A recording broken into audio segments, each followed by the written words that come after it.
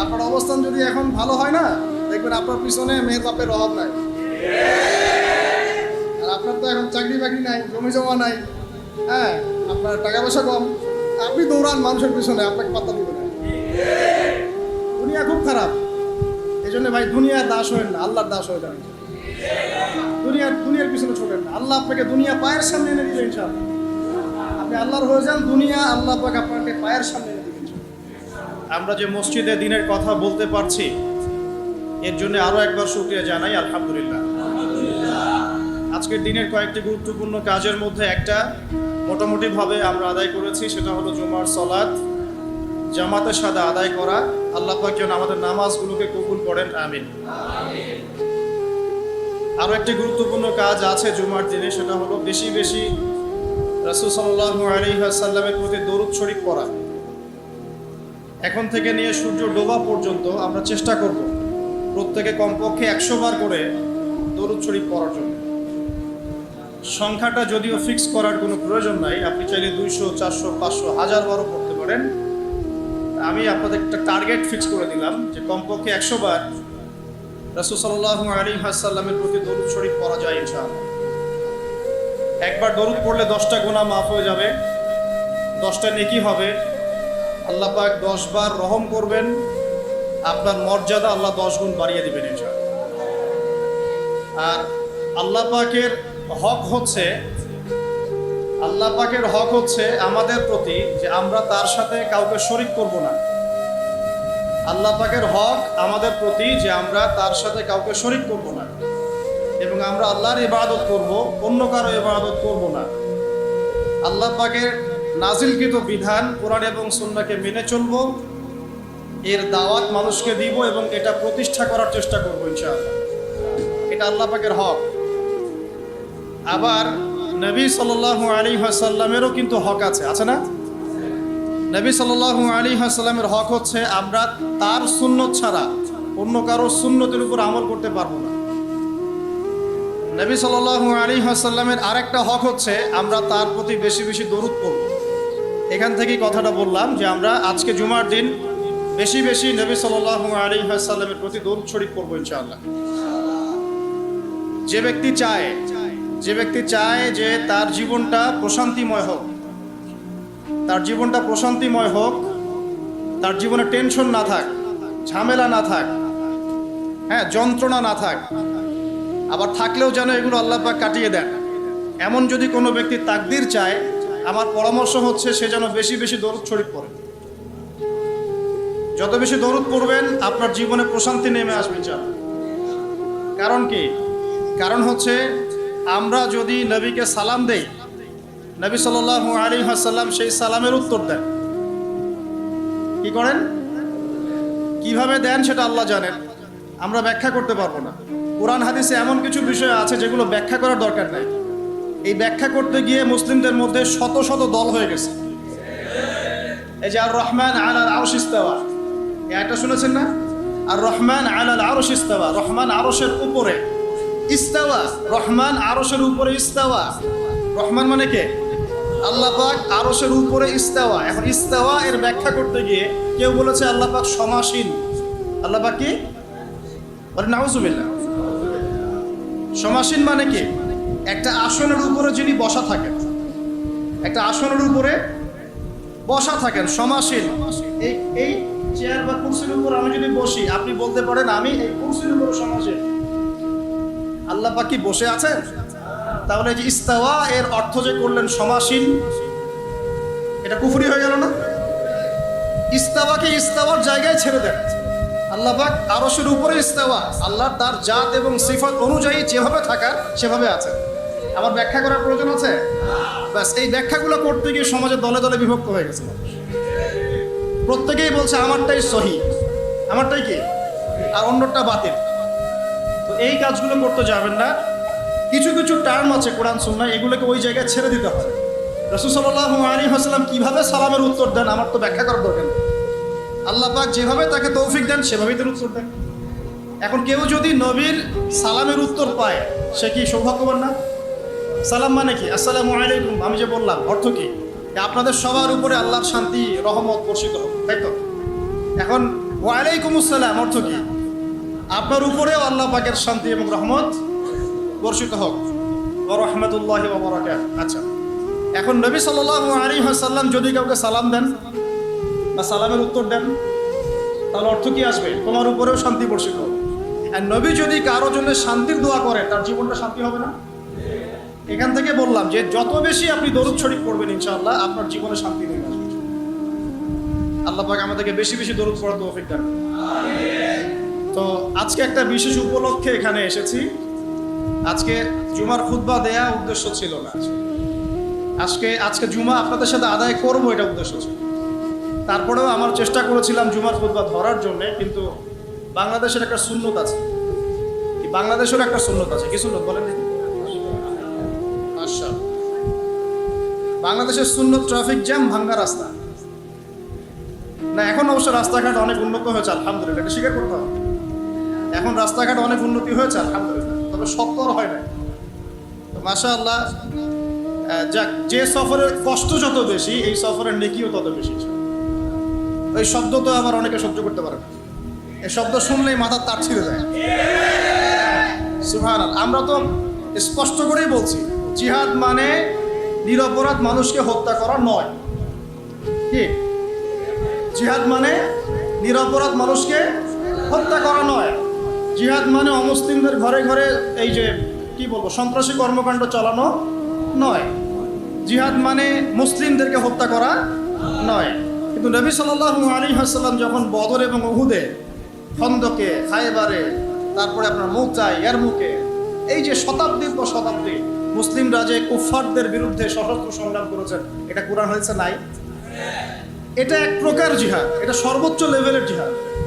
আবার ব্যক্তিগত লেভেলের জিহাদ আছে, যেমন নিজের নফসের প্রবৃত্তির সাথে জিহাদ করা। আমার নফস চাচ্ছে একটা মেয়ের সাথে অবৈধ সম্পর্ক করবো, আমি নফসকে কন্ট্রোল করলাম, তার মানে কি? নফসের সাথে আপনি জিহাদ করলেন। শীতের দিন ঘুম থেকে উঠতে ইচ্ছা করছে না নামাজে আসতে, কিন্তু আপনি জোর করে উঠলেন আল্লাহর জন্য, ওযু করলেন, আসলেন, আপনি নফসের বিরুদ্ধে জিহাদ করলেন। আবার আল্লাহ পাক কোরআন দিয়ে জিহাদও করতে বলেছেন। আল্লাহ পাক সূরা ফুরকানের মধ্যে বলেছেন যে কাফের, মুশরিক, মুনাফিকদের সাথে তোমরা কোরআনের যে বাণী, এই বাণী দিয়ে জিহাদ করো। ওয়াজাহিদুহুম বিহি জিহাদান কাবীরা, তোমরা এই কোরআন দিয়ে এদের বিরুদ্ধে জিহাদ করতে থাকো। এখানে কোরআনের জ্ঞান দিয়ে জিহাদের কথা বলা হলো। তাহলে কয়ভাবে হলো? নফসের সাথে হলো, জ্ঞান দিয়ে হলো, তারপরে মাল দিয়েও জিহাদ হয়, অর্থ সম্পদ দিয়ে।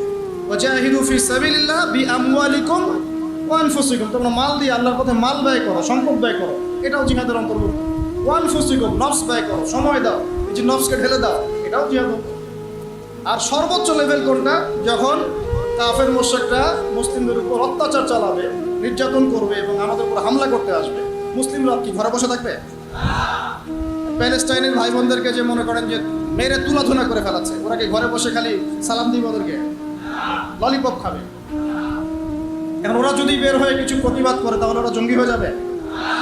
পশ্চিমারা যা শিখায়, কিছু আছে আলেম নামের জালেম, ওইটাই শেখে। পশ্চিমারা যা শিখায় ওইটাই শেখে। পশ্চিমারা এই শব্দগুলোকে সারা বিশ্ব বিতর্কিত করে দিল, যাতে এই শব্দ উচ্চারণ করতে মানুষ ভয় পায়। এখন দেখেন, এই শব্দ উচ্চারণ করতেই মানুষ ভয় পায়। তোমার তো এর বিপক্ষে অবস্থান নেওয়ার কথা ছিল, তুমি তো এর পক্ষে গেলা কেন? মুনাফিক পতাকা। তো মুনাফিক চিনতে হলে এভাবে চিনতে পারেন, কোরআন সুন্নাহর কিছু অংশ মানবে, কিছু অংশ মানবে না। কিছু অংশ জাজুল্যমান মানবে, জাজুল্যমান মানবে না। এক ভাইয়ের কথা মনে আছে আমার, মনে পড়ে গেল, তার নামটা নিয়েই নেই। আলোকিত জ্ঞানী প্রোগ্রাম দেখেছিলেন? শাহাদাত হুসাইন খান ফয়সাল, নাম শুনেছেন? উনি হচ্ছে প্রথম চ্যাম্পিয়ন। মাশাআল্লাহ, আমি তার সাথে কিছু সময় কাটিয়েছি তিনি মুযাকারাতে। মানুষকে চিনতে হলে অল্প সময় যথেষ্ট হয়। আপনি যখন বড় আলেমদের কাছে যাবেন, 10 মিনিট বসলে বুঝতে পারবেন তার জ্ঞানের গভীরতা কত। বেশি সময় লাগবে না, 10 মিনিট। হ্যাঁ, 10 মিনিট তার আচার আচরণ, আখলাক দেখে বুঝতে পারবেন যে তার মধ্যে তাকওয়া কতটুকু আছে। সেই ভাইয়ের সাথে একদিন মুযাকারা হচ্ছিল, আলোকিত জ্ঞানীতে প্রশ্ন করেছিলেন তিনি। সবাই পরীক্ষা দিবে, তিনি প্রশ্ন করছেন, ওনাকে দায়িত্ব দেওয়া হয়েছে। তো অনেকে ওনাকে জিজ্ঞাসা করছিল যে ভাই, আপনি তো বদর, উহুদ, খন্দক, হুদায়বিয়া এইসব নিয়ে বেশি প্রশ্ন করছেন, এই জন্যে আবার অনুষ্ঠান বন্ধ না করে দেয়। কথা বুঝতে পারছেন? কারণ সেই ভাই আমার সামনে একজনকে জবাব দিলেন, জাস্ট আমি শুনলাম উনি কি বলেন। তিনি বললেন এই যে আমার কাছে রাসূলের সিরাত আছে, সিরাত মানে তো বোঝেন, রাসূল সাল্লাল্লাহু আলাইহি ওয়াসাল্লামের জীবন, রাহিকুল মাকতুম বা যে কোনো বই, রাসূলের সিরাত আমি তোমাকে দিলাম। তুমি এখন এই সিরাত থেকে মাগাজি, মাগাজি মানে রাসূল সাল্লাল্লাহু আলাইহি ওয়াসাল্লামের অভিযান, বুঝতে পারছেন কি কথা? গাজওয়া এবং সারিয়া, যেগুলোকে মাগাজি বলি আমরা। তুমি রাসূলের সিরাত থেকে মাগাজিগুলোকে বাদ দিয়ে বাকি সিরাত আমাকে দাও দেখি, কতটুকু সিরাত দিতে পারো আমাকে। বুঝতে পারেন এখন রাসূলের জীবনী আমি তোমাকে দিয়ে দিলাম, এখান থেকে সব মাগাজিগুলা, গাজওয়াগুলা, সারিয়াগুলা বাদ দিয়ে দাও, বাদ দিয়ে আমাকে একটা সিরাত দাও দেখি, পারো নাকি? বুঝতে পারছেন কথা? মানে রাসূল সাল্লাল্লাহু আলাইহি ওয়াসাল্লামের জীবনের একটা বড় অংশ জুড়ে এটাই আছে। মাদানী যুগের প্রায় 10 বছর কি এটাই আছে, মাক্কি জীবনে 13 বছরে নাই। ওইখানে আমরা কিভাবে করেছি? ওইখানে আমরা কথা দিয়ে করেছি, মাল দিয়ে করেছি, নফস দিয়ে করেছি। আর যখন আল্লাহ পাক মদিনায় ক্ষমতা দিয়েছেন তখন একেবারে সশস্ত্র করা। কি সমস্যা? একটা রাষ্ট্রের উপর যদি কুফাররা হামলা করে, মুসলিমরা চুপচাপ বসে থাকবে? তো এটা একটা ফলসিফিকেশন টেস্ট এখনকার যুগে। এই যুগে হক আর বাতিল চেনার একটা ফলসিফিকেশন টেস্ট আছে। পশ্চিমাদের গেলানো তন্ত্রমন্ত্র যারা কথা বলে এবং আদর্শ মানে নিবদ্ধ করে, কোনো সন্দেহ নাই যে মনের মধ্যে তো নেফাক আছে, কোনো সন্দেহ নাই। আল্লাহ রসুল যদি এই যুগে থাকতেন তাহলে নামগুলো মেনশন করে বলতেন অমুক অমুক অমুক। এই যুগে তো তিনি নাই। একটা অ্যানাউন্সমেন্ট দিব, সেটা হচ্ছে ভাই, দুই ভাই আরো কিছু ভাই আছেন তাদের সাথে, তারা মিলে আপনাদের ভৈরব বাজারের যে এলাকা, এখানে একটা দিনই প্রতিষ্ঠান তারা করতে চান। এই জন্য পরামর্শ হিসেবে বা পরামর্শ করার জন্য তারা আমাকে জাস্ট দাওয়াত দিয়েছেন, এর বেশি কিছু না। তো ভেবেছিলাম যে জুমার খুতবা ধরতে পারলে কিছু বয়ান করার চেষ্টা করবো ইনশাআল্লাহ। আল্লাহ যেভাবে চেয়েছেন সেভাবে হয়েছে। জুমার পরে আপনারা কষ্ট করে বসে আছেন দেখতে আমারও খারাপ লাগছে। আপনারা ক্ষুধার্ত, গরমের মধ্যে কষ্ট পাচ্ছেন, আমি আলোচনা লম্বা করব, ঠিক আছে? এখন শিক্ষা নিয়ে জাস্ট কয়েকটা কথা বলে আমি শেষ করছি, ঠিক আছে ভাই? ইনশাআল্লাহ অন্য একদিন কথা হবে। আর যদি আপনাদের শিক্ষা প্রতিষ্ঠান হয়ে যায় তাহলে প্রতিষ্ঠান দেখতে তো আসবো ইনশাআল্লাহ। আচ্ছা, প্রতিষ্ঠান বেশি হলে কি সমস্যা? আচ্ছা, এখন ইলম নিয়ে কিছু কথা বলি, খুব মোটা দাগে কয়েকটা কথা বলি। আল্লাহ রাব্বুল আলামিন মহাজ্ঞানী সত্তা, সৃষ্টি করেছেন আদম আলাইহিস সালামকে। আদম আলাইহিস সালামকে সৃষ্টি করার সময় কি আদম আলাইহিস সালামের জ্ঞান ছিল কিনা? আল্লাহ পাক তাকে জ্ঞান শিক্ষা দিলেন না আদম আলাইহিস সালামের নিজেরই জ্ঞান ছিল? একটু বোঝেন কথাগুলো। আদম আলাইহিস সালামের নিজের জ্ঞান ছিল না আল্লাহ পাক তাকে শিক্ষা দিয়েছে? আল্লাহ পাক বলছেন ওয়াআল্লামা আদামা আসমাআ কুল্লাহা সুম্মা আরাদাহুম আলাল মালায়েকা। আল্লাহ পাক বলছেন আমি আদমকে সমস্ত নাম শিক্ষা দিলাম। আদমকে সৃষ্টি করার পরে আল্লাহ পাক বলছেন আমি আদমকে সমস্ত নাম শিক্ষা দিলাম। তাহলে জ্ঞানের উৎস কে? আমরা কি নিজে নিজে জ্ঞান পেয়েছি? আল্লাহ পাক আমাদেরকে জ্ঞান শিক্ষা দিয়েছেন। এখন আদম আলাইহিস সালামের সন্তান আমরা, বাই ডিএনএ আমাদের মধ্যে সেই জ্ঞান চলে আসছে আলহামদুলিল্লাহ। এরপরেও মানুষ অভিজ্ঞতা থেকে জ্ঞান শিখে, বুদ্ধি থেকে জ্ঞান শিখে এবং আল্লাহ পাকের ওহী থেকে জ্ঞান শিখে। কয়ভাবে শেখে ভাই? মানুষ বুদ্ধি থেকে জ্ঞান শিখে। এই বুদ্ধি থেকে কিভাবে? ওই বাই ডিএনএ জ্ঞানগুলো চলে আসছে আমাদের মধ্যে, আদম থেকে আস্তে আস্তে তার সন্তানদের মধ্যে আলাইহিস সালাম। দ্বিতীয় পদ্ধতি হচ্ছে আমরা সমাজে চলাফেরা করি, অনেক অভিজ্ঞতা হয়, অভিজ্ঞতার আলোকে আমরা জ্ঞান শিখি, তাই না? একবার যে রাস্তা দিয়ে গিয়েছেন ভুলেও সেই রাস্তা দিয়ে হাঁটেন না, কারণ কি ওই রাস্তায় ছিনতাইকারী ধরেছে। অভিজ্ঞতা থেকে জ্ঞান শিখেছেন একটা, তাই না ভাই?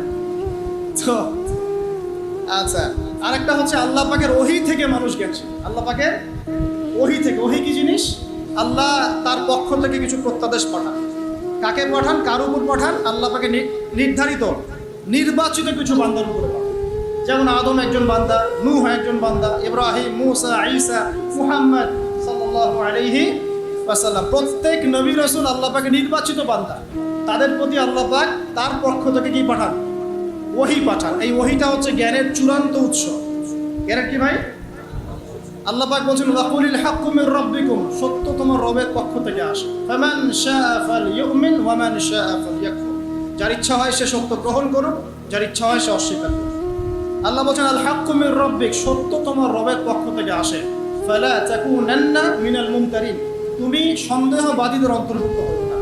তার মানে আমরা বুঝতে পারলাম সত্য কার পক্ষ থেকে আসে। এখন এই ওহী হচ্ছে জ্ঞানের চূড়ান্ত মানদণ্ড। এই ওহীর আলোকে যেটা সত্য সেটা সত্য, ওহীর আলোকে যা মিথ্যা সেটা কি? বলেন কথা, আগে উসুলটা শেখেন। ওহীর আলোকে যা সত্যতা কি, আর ওহীর আলোকে যা মিথ্যা। ওহীর আলোকে যেটা হক সেটাই হক, ওহীর আলোকে যেটা বাতিল। ওহীর আলোকে যা হালাল তাই কি, ওহীর আলোকে যা হারাম। এখন যদি আমরা সমাজে বলি সুদ হালাল, চলবে? বলে কেন চলবে না? উত্তর কি দিবেন? কারণ ওহীর আলোকে সুদ হারাম। কথা কি বুঝতে পারছেন? ওহীর আলোকে কি, এটা শুধু এই উম্মতের জন্যই হারাম হয়নি, আগের উম্মতেও হারাম ছিল। সুদ কিন্তু শুধু এই উম্মতের জন্য হারাম ছিল না, আগের উম্মতও কি ছিল? হারাম ছিল। বনু ইসরাঈলের উপরেও সুদ হারাম করা হয়েছে, কিন্তু ইহুদিরা সুদ খেয়েছে। এখনো সেই সুদ ভিত্তিক ব্যাংকিং সিস্টেম ওরাই পরিচালনা করছে। একই সুন্নাহ, একই সুন্নাহ। এখন জিনা, জিনাকে আপনাকে উস্কে দেওয়া হচ্ছে, কাছে আসার গল্প ইত্যাদি ইত্যাদি। হ্যাঁ, তো এখন এটা হালাল না হারাম আপনি কিভাবে নির্ধারণ করবেন বলেন? ওহীর আলোকে, ওহীর আলোকে কি জিনা হালাল না হারাম? আল্লাহ বলছেন ধার কাছেও যেও না, ওয়ালা তাকরাবু জিনা, জিনা ধার কাছেও যেও না। দেখেন ধার কাছেও যেও না কথাটা কেমন? ওয়ালা তাকরাবা হাদিহি শাজারা, হে আদম এবং হাওয়া, এই গাছের ফল খাওয়া তো দূরের কথা, এর কাছেও যাবে। বুঝতে পারছি কি? মেয়ের সাথে সেক্সুয়াল সম্পর্ক তো অনেক দূরের কথা, তুমি ফোনে কথাও বলবো না। কথা কি বুঝতে পারছেন ভাই? এর মধ্যে একটা শান্তি আছে। যখন আপনি এভাবে মেয়ে থেকে মুক্ত থাকবেন, পবিত্র থাকবেন, মনে একটা শান্তি পাবেন। এই শান্তি অন্যরা পাবে না। কিন্তু এটা পরকীয়ার যুগ চলছে না এখন। আপনি পরকীয়া না করে নিজের স্ত্রীকে নিয়ে সন্তুষ্ট থাকেন, আপনি মনে একটা শান্তি পাবেন, এটা অন্যরা পাবেন। আমি বলতে চাচ্ছি, যেটা হালাল হারাম, জায়েজ না জায়েজ, সত্য মিথ্যার মানদণ্ড কে ফিক্স করবে? এই বিষয়টা মানতে কোনো সমস্যা আছে? যারা বলে না এটা আমি মানি না, তার সাথে কথাই নাই, শেষ পরিষ্কার। তার সাথে কোনো কথারই দরকার নেই। সে তার আইডিওলজি নিয়ে কবরে যাক, যাক সে কোথায় যায় যাক, আমরা তার সাথে যুদ্ধ করতে যাচ্ছি না। আমরা বরং তাকে দাওয়াত দিতে পারি যে ভাই কোরআন সুন্নাহর সামনে আত্মসমর্পণ করে। আমরা তর্ক করতে যাব না। তর্ক করতে যাব? আমরা মুসলিমরা বিশ্বাস করি কোরআন সুন্নাহ হচ্ছে হক বাতিল, সত্য মিথ্যা, ন্যায় অন্যায়ের কি চূড়ান্ত একটা মানদণ্ড। এর আলোকে যা হক সেটাই হক, এর আলোকে যা বাতিল সেটাই বাতিল। আমরা জিনার উদাহরণ দিলাম, এটা কেন হারাম? আপনি বলবেন ওহীর আলোকে হারাম। সুদ কেন না জায়েজ? কারণ ওহী বলেছে না জায়েজ। পরকীয়া কেন না জায়েজ?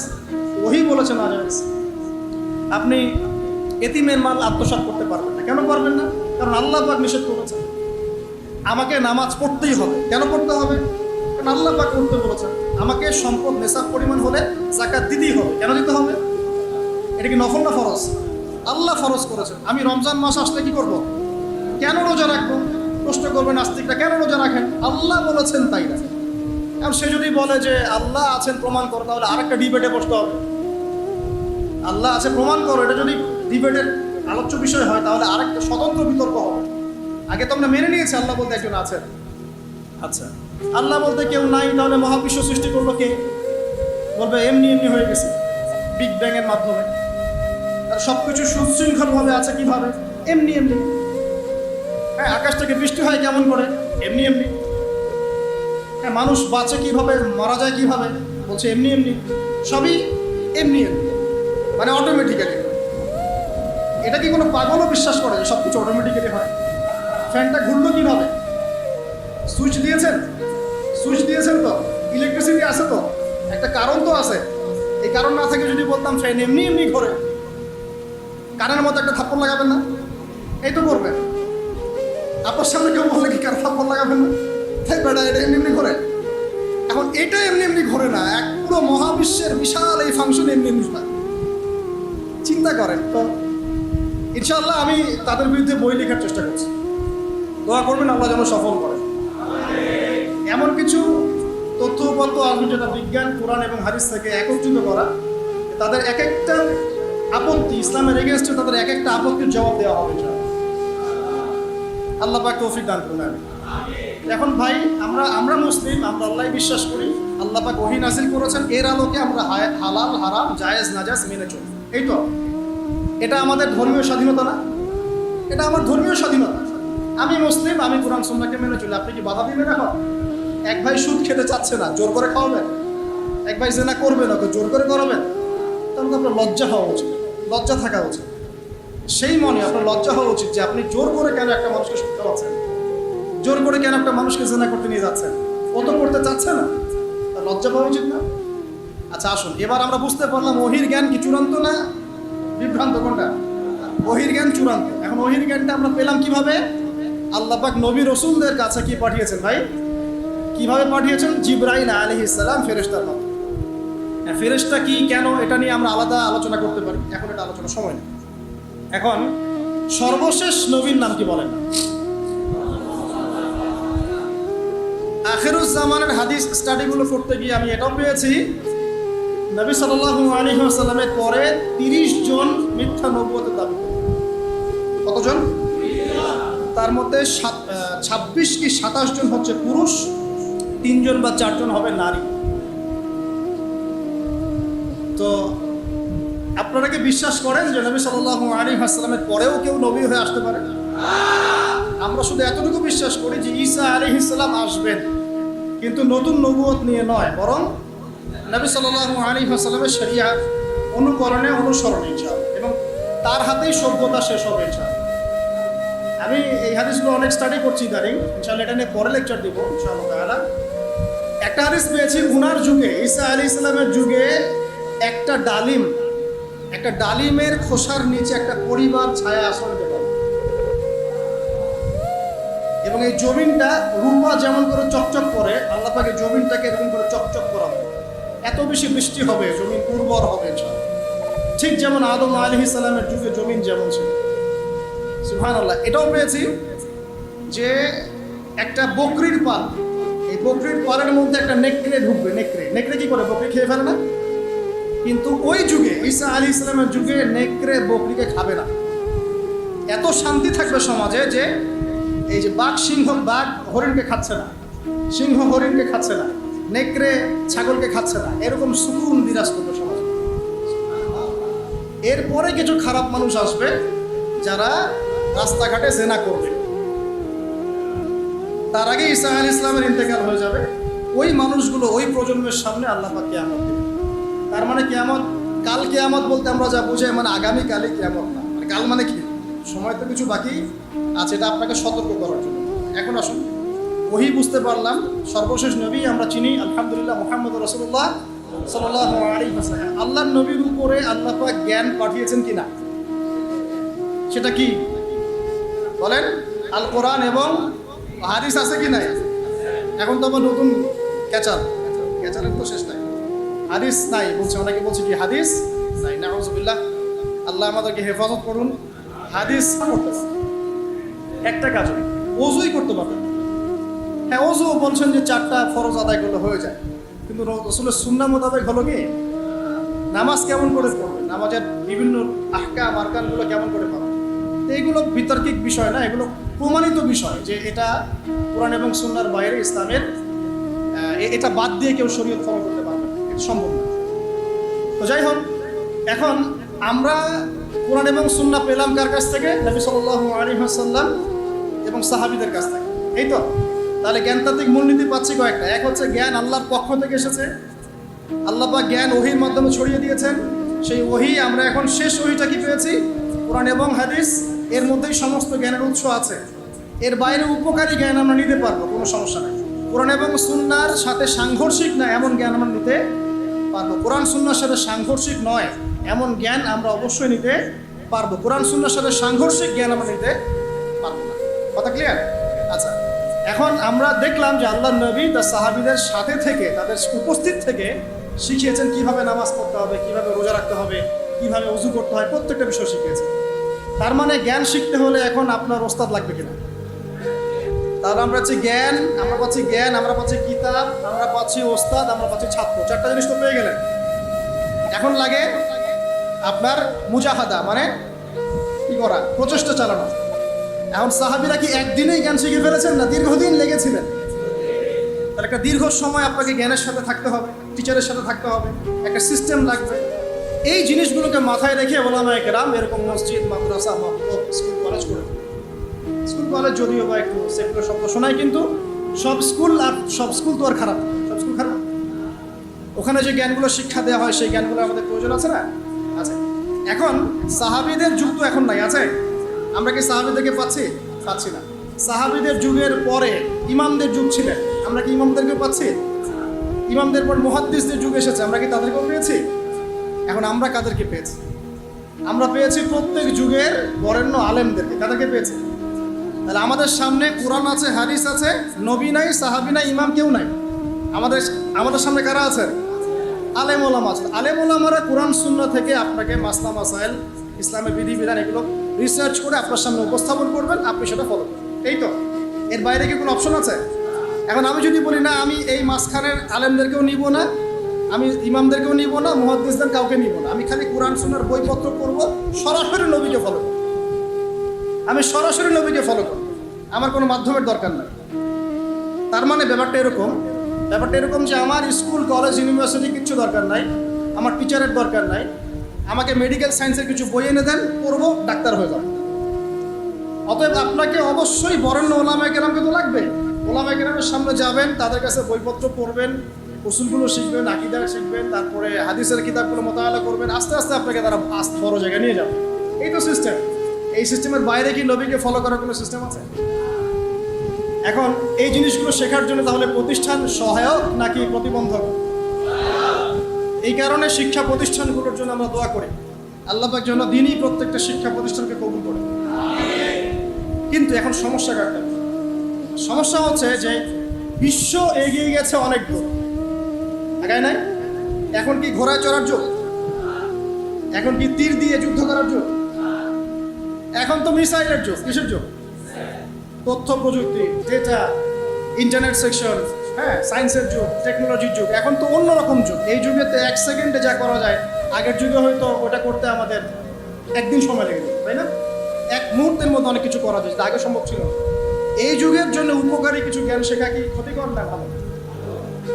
বুঝতে পারছেন না? মনে করেন চাষ করার জন্য আগে একটা সিস্টেম ছিল, এখন আধুনিক সিস্টেম এসেছে। আপনি অল্প সময় বেশি চাষ করতে পারবেন। নেবেন কি না আপনি? অবশ্যই নিব। বুদ্ধিমান হলে কি? অবশ্যই নিব, যতক্ষণ না সেটা ইসলামের সাথে সাংঘর্ষিক হয়। ইসলামের সাথে সাংঘর্ষিক হলে নিচ্ছি না, কিন্তু উপকারী হলে নিব কি না? এই জন্যে আমি বলি, আমার পক্ষ থেকে আমার নাসিহা, আমার পরামর্শ, এটা আমার মত। সবারই মত প্রকাশের স্বাধীনতা থাকতে পারে। আপনার মত ডিফারেন্ট হতে পারে, আপনি আপনার মত নিয়ে খবরে যান, আমি আমার মত নিয়ে, কোনো সমস্যা নেই। আমার মত হচ্ছে এখনকার যুগে কোরআন এবং সুন্নাহর যে জ্ঞানগুলো আমরা অর্জন করি, এর সাথে সমসাময়িক উপকারী জ্ঞানগুলোর দরকার আছে। যে প্রতিষ্ঠানগুলো করতে চান সেগুলোর মধ্যে এই সিলেবাসগুলোকে ইনক্লুড করে সিলেবাস গঠন। আর সিলেবাসে একটু পরিবর্তন আনলে কি ক্ষতি হয়ে যাবে উম্মার? কোরআন সুন্নাহর সব উসুল ঠিক থাকবে, আমাদের সব যা আমরা আকীদা রাখি, আমরা যে মাযহাব ফলো করি, যে মানহাজ ফলো করি, সব ঠিক থাকবে।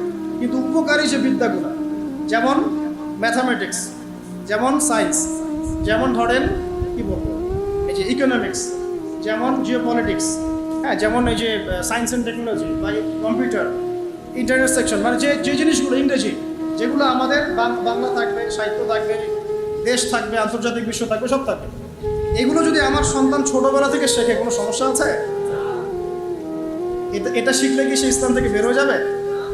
বরং সে আজকে থেকে 20 বছর পর ইসলাম নিয়ে এমন কিছু কথা বলতে পারবে যা আমি এখন বলতে পারছি। দেখবেন 20 বছর পর সে ইসলাম সম্পর্কে এমন কিছু লিখতে পারবে যা আমি এখন লিখতে পারছি। 20 বছর পরের যে বিশ্বটা সামনে আসবে, ওই বিশ্বটাকে আমার এই ছেলেটা ডিল করতে পারবে ইনশাআল্লাহ। এই পরিকল্পনা আমাদের করা উচিত কিনা? এই জন্য যেসব প্রতিষ্ঠানে সিলেবাসে কিছু সংশোধন আনার সুযোগ আছে, সেখানে আনা উচিত, আমার মনে হয় আনা উচিত। এটা আমার মত। আপনি যদি ডিফার করেন, এটা আপনার মত, আপনার থাকতে পারে। আর নতুন নতুন যে প্রতিষ্ঠানগুলো করতে চাচ্ছেন বা যে ভাইরা উদ্যোগ নিচ্ছেন, আমার পরামর্শ হচ্ছে ছোট থেকে, একদম প্লে থেকে বা শিশু শ্রেণী থেকে বাংলা, ইংরেজি, অঙ্ক এগুলোর সাথে কোরআন সুন্নাহকে একটা কম্বাইন্ড করে একটা এডুকেশন সিস্টেম করছে। এরকম কিন্তু অনেকেই কাজ করছে, দেশের অনেক জায়গায় এরকম কাজ হচ্ছে, আলহামদুলিল্লাহ। এগুলোকে সমন্বয় করাটা খুব কঠিন কাজ। এখানে অনেক জেনারেল শিক্ষিত বড় বড় পদের ভাই আছেন, এখানে অনেক বুজুর্গ আছেন, গণ্যমান্য ব্যক্তিবর্গ আছেন, সরকারি কর্মকর্তা আছেন, তারা সবাই ইনশাল্লাহ শিক্ষিত মহল, ইনশাল্লাহ অ্যাটলিস্ট আমার এই কথাটার সাথে একমত হবেন। শুরু থেকেই আমাদের সন্তানদেরকে আমরা তো ইসলাম দিয়ে শুরু করবো, আলিফ বা তাসা দিয়ে শুরু করবো, ইনশাআল্লাহ আল্লাহকে চেনাবো, রাসূলকে চেনাবো, এখান থেকে শুরু করবো। পাশাপাশি আমরা ইংরেজি, বাংলা, অঙ্ক এগুলো সেখানে কোনো সমস্যা আছে? এই সমন্বয়টা করে যদি ক্লাস ওয়াইজ ভাগ করা যায়, ক্লাস 1, ক্লাস 2, ক্লাস 3, এভাবে যদি 10 পর্যন্ত যাওয়া যায়, যে আমার ছেলে 10 পর্যন্ত পড়াশোনা করেছে, 10 পারা হাফেজও হয়ে যাবে, সম্ভব কি না? সম্ভব। আমার ছেলে ক্লাস 10 পর্যন্ত পড়েছে, এই মাশাআল্লাহ 100 হাদিস তার মুখস্থ হয়। সম্ভব কিনা? বছরে 10টা করে হাদিস মুখস্থ করা সম্ভব না? আমার ছেলে ক্লাস 10-এ পড়ে, সে শুধু ইংরেজি বাংলায় জানে না, আরবিও লিখতে পারে। সম্ভব কিনা? সে কোরআন তেলাওয়াত করতে পারে। সম্ভব কিনা? সে কোরআনের যে গ্রামার, আমরা যে মিজান নাহু এগুলো পড়ি, এগুলো সে পড়তে পারে। সম্ভব কিনা? আমার ছেলেটা অনার্সে পড়ছে, পাশাপাশি হাদিসের এবারও পড়তে পারে। এটা সম্ভব কিনা? এই জিনিসটা যদি আমরা একটু গুছিয়ে করতে পারি, ইনশাআল্লাহ তাআলা আমি খুব আশাবাদী যে আগামী 10 থেকে 20 বছরের মধ্যে আপনি নতুন একটা প্রজন্ম পাবেন। এই প্রজন্ম দুই দিকেই সমান দক্ষ হবে ইনশাআল্লাহ। তবে তারা কেউ যেন উদ্ধত অহংকারী না হয়, তারা যেন কেউ শিক্ষিত মূর্খ হয়ে না যায়। শিক্ষিত মূর্খ আছে সমাজে, এটা নিশ্চিত করতে হবে আমাদের। তারা যেন সত্যবাদী হয়, সৎসাহসী হয়, তারা যেন কর্মঠ হয়, খেলাধুলা করে, ফিজিক্যালি ফিট হয়, তারা যেন ঠিক টাইমে ঘুমায়, ঠিক টাইমে ওঠে, ভালো খাবার খায়, ভালো পরিবেশে মেশে, এগুলো নিশ্চিত করতে হবে। কারণ পড়াশোনা শুধু কিন্তু বই পুস্তক পড়ার নাম, আখলাকের পরিবর্তনের নাম পড়াশোনা। আমি এমন অনেক মানুষ দেখেছি, আল্লাহ মাফ করুন, আমি দুর্নাম করতে চাই না, কোরআন সুন্নাহর প্রচুর জ্ঞান আছে, আখলাকের বালাই নাই। কোরআন সুন্নাহর প্রচুর জ্ঞান আছে, ধর করে হাদিসের এবারত আপনাকে বলে দিবে, উসুল বলে, আখলাক নাই, আখলাক চরিত্র, আখলাক নাই, মাধুর্য নাই। আবার আমি এমন মানুষ দেখেছি, আখলাক 5 মিনিটে আপনার কাছে মনে হবে আপনি পরকাল চিনে ফেলেছেন। এমনও মানুষ বাংলার আনাচে কানাচে আছে। বড় বড় ওলামা কেরামদের দরবারে যান, তাদের সাথে পরামর্শ করেন, দেখা সাক্ষাৎ করেন, 5-10 মিনিটে বুঝবেন যে পরকাল কি জিনিস। আখলাক, আখলাক কি? যে রিক্সায় করে এসেছেন, সেই রিক্সাওয়ালাকে নিয়ে একই দস্তরখানায় বসে খাবার খাচ্ছেন, নিজে খাবার তুলে খাওয়াচ্ছেন। এই আখলাকটা তো আমার মধ্যে আসতেছে না। আমার কাছে তো অনেক জ্ঞান আছে মনে করেন, কথার কথা বলছেন আলহামদুলিল্লাহ, কিন্তু আখলাক তো আসলো না। তাহলে জ্ঞান আর আখলাক কি এক জিনিস? আল্লাহর নবী শুধু জ্ঞান শিক্ষা দেন নাই, আখলাকও শিক্ষা দিয়েছে, আখলাকও শিক্ষা দিয়েছে। আল্লাহ পাক আমাদের সবাইকে এমন সন্তান গড়ে তোলা তৌফিক দান করুন যারা উভমুখী শিক্ষায় শিক্ষিত হবে এবং চমৎকার আখলাকের মানুষ হবে। আল্লাহ রাব্বুল আলামিন আমাদের সবাইকে এরকম শিক্ষা প্রতিষ্ঠান গড়ে তোলা তৌফিক এনায়েত করুন। এখন ভাই উদ্যোগ নিয়েছেন, আমি শেষ করে দেই, আপনারা সবাই সহযোগিতা করবেন কিনা? আচ্ছা, এগুলো প্রকাশ্যে বলতে নাই, তারপরে আমি আপনাদেরকে উৎসাহিত করার জন্য বলছি, আল্লাহ আমাকে মাফ করুন। আমি আমার পক্ষ থেকে ভাই আপনার ফান্ডে প্রথমে 1 লাখ টাকা দিয়ে শুরু করব। ঠিক আছে? আপনি উদ্যোগ নিয়েছেন, আপনি বাস্তবায়ন করেন, আমি পরামর্শ দিব ইনশাআল্লাহ, আপনার পরামর্শ দিব। এলাকার তরুণ প্রজন্ম আপনাকে সাহায্য করবে ইনশাআল্লাহ। এলাকার যারা বরেণ্য গুণীমানী ব্যক্তি আছেন, তারা আপনাকে পরামর্শ হিসেবে থাকবেন। আর ইয়াংরা শ্রম দিবা, ইয়াংরা কি দিবা? শ্রম দিবা ইনশাআল্লাহ। আমাদের ছেলেমেয়েরা যদি ভালো কিছু শেখে, ভালো কিছু জানে, আমাদের লাভ না? শেষ করার আগে একটা হাদিস দিয়ে শেষ করি। মানুষ মারা গেলে সব আমল বন্ধ হয়ে যাবে। মানুষ মারা গেলে কি হবে ভাই? এই যে এত ফুটানি বাহাদুরি শেষ, মুহূর্তেই শেষ। আল্লাহ মাফ করুক আমাদেরকে। আল্লাহ আমাকে, আপনাকে, সবাইকে, আমাদের তরুণ প্রজন্মকে আল্লাহ পাক দীর্ঘ নেক হায়াত দারাজ করুন। নেক হায়াত দান করুন, নেক হায়াত, যে হায়াত আল্লাহর পথে কাটে, এটা নেক হায়াত। বদ হায়াত দিয়ে কি করবে? বদ হায়াতের তো খালি মানে ভুক্তভোগী হইতে হবে পরে।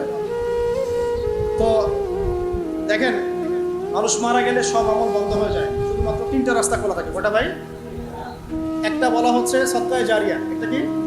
সদকায়ে জারিয়া। সদকায়ে জারিয়া মানে যে মসজিদ একটা সদকায়ে জারিয়া হতে পারে, মাদ্রাসা একটা সদকায়ে জারিয়া, এরকম ইসলামিক শিক্ষা প্রতিষ্ঠান সদকায়ে জারিয়া। আপনার নলকূপ স্থাপন করেছেন, গাছ লাগিয়ে দিয়েছেন, মানে মানুষের কল্যাণে কন্টিনিউয়াসলি কাজে আসছে, এগুলোর নাম কি? সদকায়ে জারিয়া। জানেন রাষ্ট্র যারা চালান তাদের সদকায়ে জারিয়া পাওয়ার কত সুযোগ আছে? মনে করেন রাষ্ট্রের একজন প্রেসিডেন্ট, তিনি যদি 100টা হসপিটাল করে দেন আল্লাহর সন্তুষ্টির জন্য, কবরে গেলে এই 100টা হসপিটালে যত মানুষ চিকিৎসা নেবে সব নাকি তিনি লাভ না? যত রাস্তাঘাট করা হয়েছে এগুলো যদি আল্লাহকে সন্তুষ্ট করার জন্য করা হয়, মানুষকে সন্তুষ্ট করার জন্য না, আল্লাহকে সন্তুষ্ট করার জন্য এগুলো করা হয়, এই নিয়াত ঠিক থাকে, মৃত্যুর পরেও কবরের মধ্যে এই মানুষ চলাচল করছে, রাস্তাঘাটে নেকি পাবেন, ব্রিজ পার হচ্ছে নেকি পাবেন, কালভার্ট ইউজ করছে নেকি পাবেন। সদকা জারিয়া মানে কি? সমাজ কল্যাণমূলক, জনকল্যাণমূলক কাজ, যে কাজ কি হয় চলতে থাকে, অনবরত চলতে থাকে। তো আল্লাহ পাক আমাদেরকে সদকা জারিয়ামূলক কাজ করার তৌফিক দান করুন। এখন বলেন, শিক্ষা প্রতিষ্ঠান সদকা জারিয়ামূলক কাজ কিনা? জারিয়ামূলক কাজ কিনা? এটা যে টিকে থাকে এবং এখানে যদি শত শত মানুষ পড়াশোনা করতে থাকে, এই নেকিটা কে পাবে? যারা এটার উদ্যোগ নিয়েছে, প্রতিষ্ঠাতা, তারা পাবেন ইনশাআল্লাহ, শিক্ষকরা পাবেন ইনশাআল্লাহ। আল্লাহ পাক তৌফিক দান করুন। সহিহ বুখারীর নাম শুনেছেন না? ইমাম বুখারী কি বেঁচে আছেন? এখন পর্যন্ত সহিহ বুখারী পড়া হয় কি না? এই নেকি কে পাচ্ছেন? এই নেকি কে পাচ্ছেন? বুখারী রাহিমাহুল্লাহ কবরে শুয়ে নেকি পাচ্ছেন ইনশাআল্লাহ। এরকম কিছু কাজ করে যায়, আল্লাহ পাক তৌফিক দান করুন। দুই নাম্বার হচ্ছে সৎ সন্তান। 2 নম্বর কি ভাই? সৎ সন্তান। সন্তান তো তোমাদের এখন হয় নাই মনে হয়, আল্লাহ পাক হওয়ার ব্যবস্থা করুন। যুবকরা এখানে খুব মানে কষ্টে ভোগে, বুঝি, আমিও বুঝি, কারণ আমরাও ভুগেছি এক সময়। হ্যাঁ, 8-10টা বিয়ের প্রস্তাব দিয়েছি, মানুষ গ্রহণ করে নাই। হ্যাঁ, কারণ হচ্ছে আমার টাকা পয়সা ছিল না, বাড়ি নাই, টাকা নাই, কিছু নাই। তোমার সাথে বিয়ে শাদী দিয়ে কি হবে? আমরা একটু ওষুধ খারাপ করবো নাকি? এখন লাইন ধরে করে কি করে এখন? ওই জন্য একদিন বলেছি আপনাদেরকে, মানুষের অবস্থানকেই আছে, এটা সত্য কথা। আপনার অবস্থান যদি এখন ভালো হয় না, দেখবেন আপনার পিছনে মেয়ের বাপের অভাব নাই। আর আপনার তো এখন চাকরি বাকরি নাই, জমি জমা নাই, হ্যাঁ, আপনার টাকা পয়সা কম, আপনি দৌড়ান মানুষের পিছনে, আপনাকে পাত্তা দিবে না। দুনিয়া খুব খারাপ। এই জন্য ভাই দুনিয়ার দাস হবেন না, আল্লাহর দাস হয়ে যাবেন। দুনিয়ার পিছনে ছোটেন না। আল্লাহ আপনাকে দুনিয়া পায়ের সামনে এনে দিবে ইনশাআল্লাহ। আপনি আল্লাহর হয়ে যান, দুনিয়া আল্লাহ পাক আপনাকে পায়ের সামনে এনে দিবে। তখন দুনিয়ার প্রতি আপনার মোহ কাজ করবে। সিরিয়াসলি বলছি, মোহ কাজ করবে। আল্লাহ আমাদেরকে সবাইকে পরকালের স্বার্থে কাজ করার তৌফিক দান করুন। সৎ সন্তান একটা নেককার জিনিস। কেন? কারণ পিতামাতা মৃত্যুর পর তারা দোয়া করতে থাকে, তারা সেই পিতামাতার লেগেসি বহন করে। এখন আমাদের সন্তানদেরকে সৎ বানানোর জন্য শিক্ষা প্রতিষ্ঠান কাজে দিবে কিনা? তারা দুটো মিলল কিনা? আচ্ছা, 3 নাম্বার হচ্ছে এমন জ্ঞান যা মানুষের উপকারে আসে। এমন জ্ঞান যা মানুষের উপকারে আসে, এই দৃষ্টিকোণ থেকে শিক্ষা প্রতিষ্ঠানগুলো কাজে আসতে পারে কিনা? অতএব আমরা দোয়া করি যে ভাই যে উদ্যোগটা নিয়েছে, এই উদ্যোগটা যেন আল্লাহ পাক এই 3টা ক্ষেত্রে বাস্তবায়ন করা তৌফিক দান। এটা যেন সদকা জারিয়ার মাধ্যম হয়, এটা যেন মানুষকে ভালো কিছু জ্ঞান শেখানোর মাধ্যম হয়, এবং এমন কিছু স্টুডেন্ট আমাদের সন্তানের মতোই, এমন কিছু সন্তান আল্লাহ পাক আমাদেরকে মানুষ করার তৌফিক দান করুন, যারা আগামীতে ইসলামকে হাতে নিয়ে, কোরআন সুন্নাহকে হাতে নিয়ে এই বিশ্বের চ্যালেঞ্জগুলো মোকাবেলা করবে, ইসলামকে এগিয়ে নিবে, প্রতিষ্ঠা করবে।